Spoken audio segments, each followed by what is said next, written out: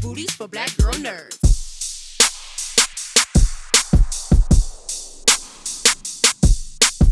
Hello, thank you so much for taking the time to speak with me. Hi. Well, Kyanna, I will start with you. First of all, I want to say before I speak to all of you, I absolutely loved this movie. It was so great, and your performances were stunning. So, Kyanna, the scene that you were in, which was my favorite scene, by the way, where you're about to fight Barbara Jean's stepdad. Oh yeah, that was everything. Oh yeah, thank you. And it really spoke to the nature of this character. So what did you enjoy the most about playing Odette? Was it her tough side or her softer side? Honestly, I mean the tough side was very fun, but my favorite was actually like finding places to allow her soft side to peek through. So I mean, it's really easy to just see the physicality of Odette. You know, she's ready to fight anyone, and that's like the first thing that she'll say to anybody. But deep down, honestly, the girl just wants to be loved, and I think she's really afraid to let her guard down. And I feel like a lot of people, including myself, like that's a defense mechanism that a lot of us have. And what I really loved was like when, you know, that moment where she follows James out to the car, and she starts to notice that like, wait, like he actually likes me. Like this isn't a joke. And you know, like if you think about it, it's probably many times in her life where she's been set up and she's been the butt of the joke and everything. She's like, that won't happen to me again. And this is actually the exact opposite. Like she's been mean to this boy for so long, but he actually liked her defending him when they were kids. Everyone else said that was too much, and he actually liked it. And those pieces of Odette made me love her even more, and that was my favorite. Like that scene, every time I watch it, I feel for her because I just think it's so sweet. Like it's like it feels like she got to just exhale. Yeah. That smile when you walk away. It's the cutest thing ever. Like it makes you want to scream for her. Yeah. Yes, Odette. I just keep thinking she's like, I think he's watching. Yeah, exactly. But yes. It's a very pivotal moment for that character, and I love to see her. I love seeing her journey as she gets older and how that plays into even that moment in the film. Tati, over to you. The young Barbara Jean has this very strong emotional arc in this story. Did you read the book to prepare for this character, and what was it about this character that resonated with you when you did read the script? So no, I chose not to read the book beforehand because I didn't want to be over-informed, and I wanted to be able to approach Barbara Jean on my own.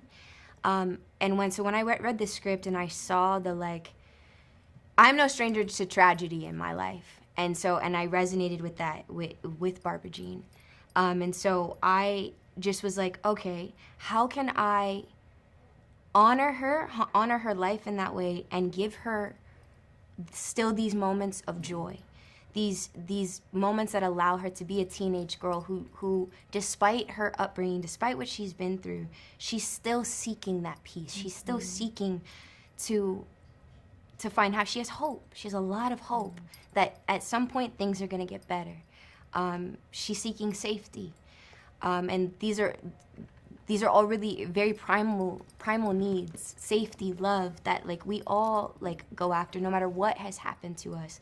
And so I wanted to make sure that manifested with Barbara Jean in a very pure way. So yeah, I didn't want to focus, though I knew that I was gonna have a lot of heavy moments, I didn't want to put the focus there. I wanted to put more of the focus into where does she find relief from that. Yeah. She has such a compelling narrative in this film. And then over to you, Abigail, with Clarice. I love her story because she is proof of what happens when you make the one choice that maybe isn't the choice that you wanted. And it takes you into a completely different direction in life. So do you relate to Clarice's story in any way? And do you feel empathy or sympathy for this character? Wow, that's a good question. Good. Yeah, it's a really good question. I think this is what I'll say. I think I feel a lot of empathy, and I think I can relate to Clarice in the sense of like choosing love over your career. I think every time I had the opportunity to do that, I really do think it was God being like, stop, please, no, not this one. Because it's tough, because you do in the time, like, you want love. And I think Clarice and how she was brought up, her mother had a very strategic plan for her life. And she was just a little girl who wanted to fall in love and be with the football guy. And she did her own thing on the side. And even though she has this dream, time is fleeting. People are coming after Richmond. Like, there are so many things that makes it, like, as a kid too, you're like, if I don't make this right decision now, maybe it'll never happen. Yeah. And so I think she gets caught up in the whirlwind of that, but I just think that's so real. I have so many friends who have done the same thing. And so I feel a lot of empathy, because I feel like she spends the most of the rest of her life, we don't get to see that part, but like defending her choice. And so I love it at the end when Uzo comes in, she decides, no, I'm going to choose this other thing, which I think is also a nod to people to be like, you can still live out your dream. You can still do that thing you wanted to do, whether or not that first choice you made to maybe like give your life to like a husband, kids, family. You can have both. You can choose yourself. And in choosing yourself, you can have love and you can have both a career. So I think I feel a lot of empathy, because I relate in the sense of like, I do desire this thing so badly, but when both come, I'm gonna have both. We're in a time where we don't have to choose, and we're gonna make it work out. I feel like that's such a universal message, and there's so many great life lessons that we learn in this film, and Clarice's story is definitely one of them, where, like you said, you can choose both. So I love that. Kyanna, back to you. And actually, I'd love an answer for each of you on this question. I love how this story ties in the mother's lives with the trajectory of the lives of the daughters. And how we see these very strong parallels. So do you think that it's true of most mother-daughter relationships that we inevitably fall into the same path as our mothers? I'll start with you, Kyanna. I mean, I definitely do. I think people a lot of times, like, this isn't my case, but I know a lot of people are like, I'm not going to be anything like my mom. And then one day you wake up and you're like, what? But like Odette, she's a different story than Clarice and Barbara Jean, because her mom is there with her, and, you know, she's very loving, very supporting. But her mom is very tough. I mean, she had her in a tree, you know, right? Like, you know, in a sycamore tree. So she was born into knowing that women are strong, and you fight for yourself, and you have to be able to be independent and stand up for yourself and the people that you love. And it's very beautiful. That's a very beautiful attribute to have of yourself. It's just, at some points, you have to be able to also be vulnerable. And I think Odette, you know, as she continued to grow up, I think she realized, wow, I have been following in my mom's footsteps of just being like, I have to handle this all by myself. I can't have anyone else too worried about me. I don't want to burden anyone else. And then one day it clicks when she's going through the hardest time in her life, that actually I have to break this generational curse of just, you know, packing it all on myself, putting it all on the shoulders of a Black woman. And I have to reach out and ask for help. And I think, you know, even though it's a beautiful nuance that her mom passed down to her, strength and courage, it's definitely something that she has to be able to put to the side and allow other people to be strong for her. I think for me, I was gonna say, I think for me, my mom, I'd want to be like my mom for sure. But I think for Clarice, thinking of how like the curse of like the men cheating and all that stuff, I think she, similarly to Odette, stops it and makes a different choice. I think that's I think one of the biggest parts of coming to age for a woman in general is like, you know, your mother is the first example of what it means to be a woman that you have. And I think generational trauma is very real. Like, just regardless of whether you want to be like your mom or like you do want to be like there are going to be parts of her that feed into you, and it is as we see with all three of these characters, and I think even personally for our own lives, there comes a point, like our mothers are people and women too. They've made mistakes. They tried their best. Like I know for my mom, like my mom is the strongest person I know in the world. I know her mistakes. And she always tells me like, I want you to do better than me. And so for I think young girls or just women in general, as you go through life, you hit a point where you do realize, oh no, I can choose different. I don't have to, I appreciate everything that I was imbued with, but I can also now, what kind of woman do I want to be? Every woman comes to a point that where they get to ask themselves that question. At least that's what we hope. And so you very much see that in all three of these characters of like, oh, I don't have to live in a shadow.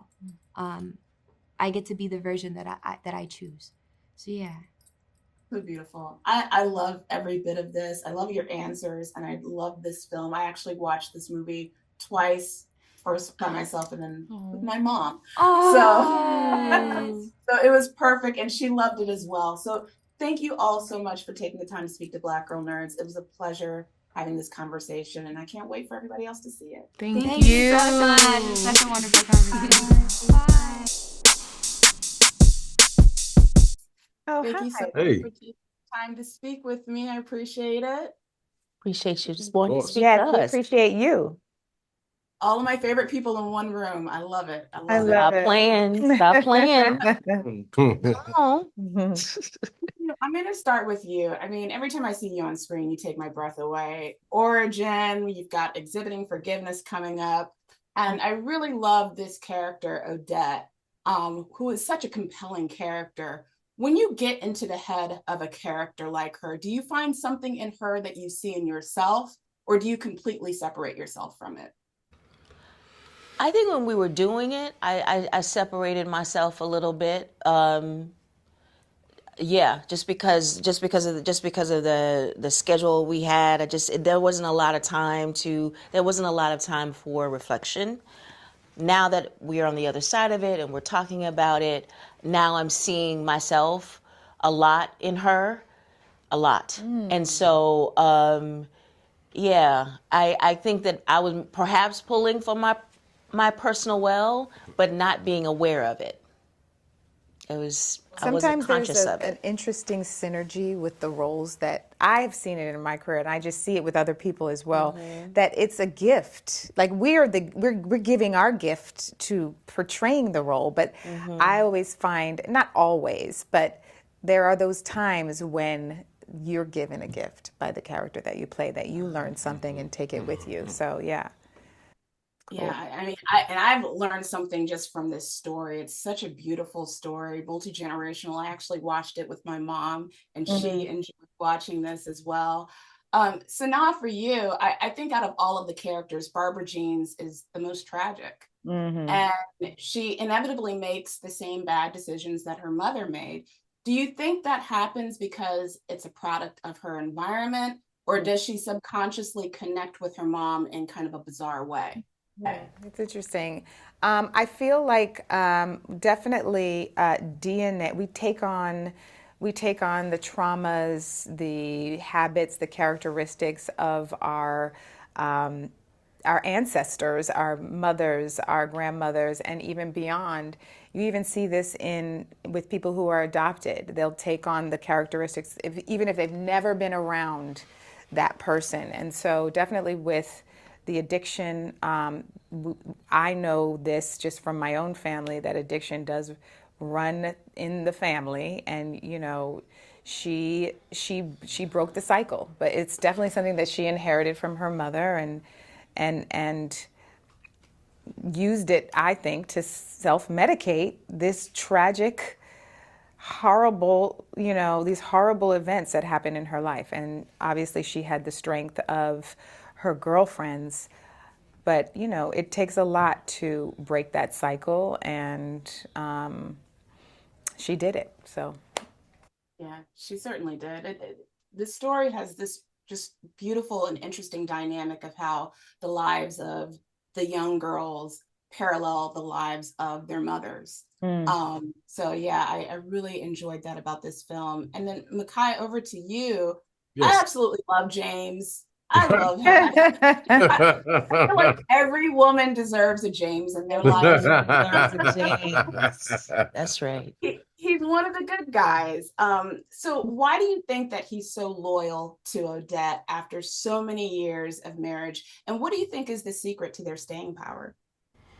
Well, there's, it goes back to, when they were teenagers, him being smitten by her, being very impressed by her presence. I think that she filled the void that he didn't have. So, like, he was very shy, and she was very outgoing, so the sort of the yin and the yang were able to come together.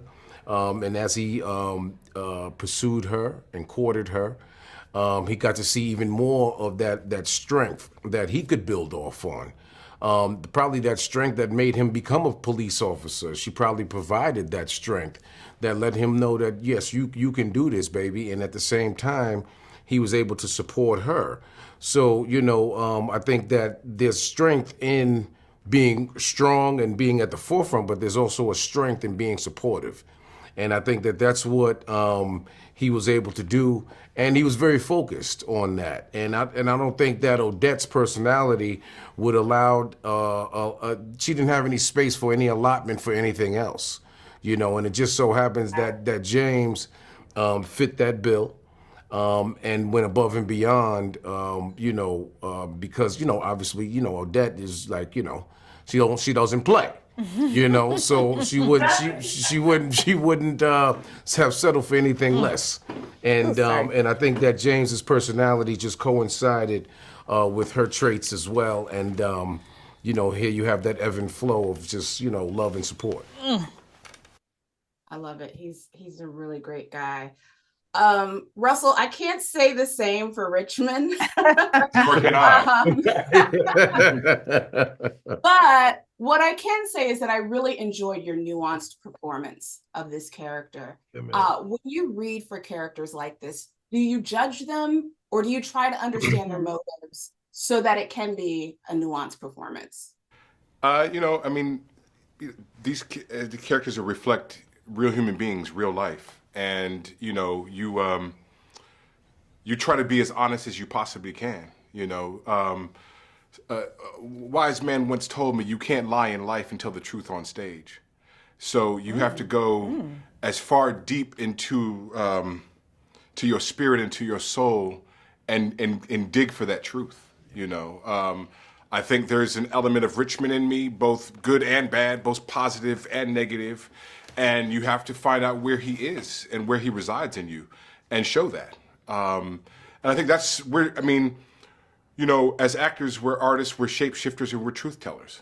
And so all we're doing, we're constantly in the pursuit of the truth. And you can't, for better or for worse, Richmond won't have the effect on the audience if the truth isn't told. Indeed. Every character has their good points, their bad points. I haven't really seen anything bad about James, so I don't know. It seems like all around cool. Probably something in the closet, Something to keep in front of us. Aunjanue, back to you. There's so many beautiful moments in this film. Is there a scene or a moment, without spoiling, that still resonates with you?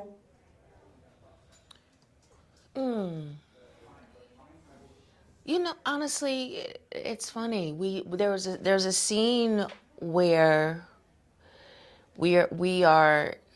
It's when I'm forgetting characters now. Sorry, but one of our friends that's not a part of the core says something. Minnie? That's who it was. That's who it was.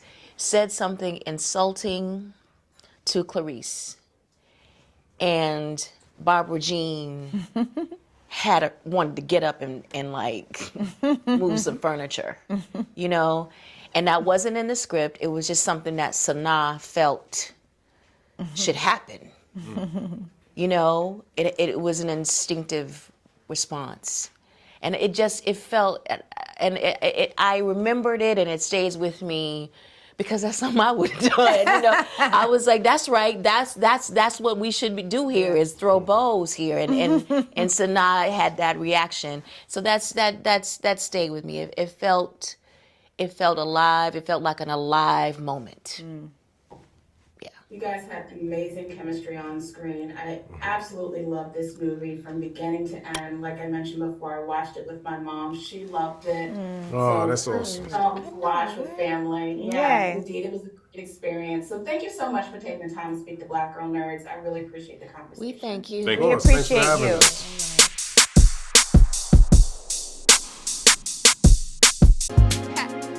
Better shake your booties for Black Girl Nerds. Better shake your booties for Black Girl Nerds.